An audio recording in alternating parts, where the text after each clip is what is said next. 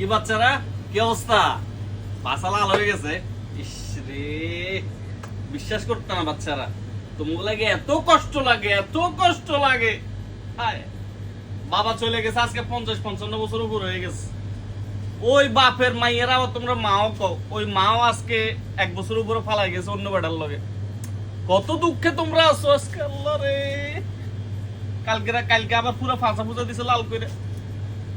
17 বছর খাইছো রেশন, চাল ডাল এটা হেটা, তেলের বড় বড় দাম, সমুচা বিস্কুট চনাচুর সব খাই শেষ করছো।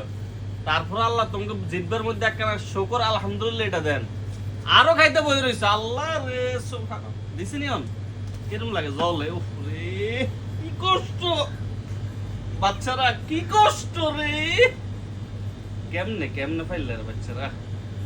আর তোমাকে মা হায় কত সুখে আছে, হানিমুন করতেছে, ঘুরতেছে, খাইতেছে, আর তোমরা রাস্তা রাস্তা ডুবাইতেছ। লাভ কি? কি দরকার ছিল এরকম কুত্তার দল করার?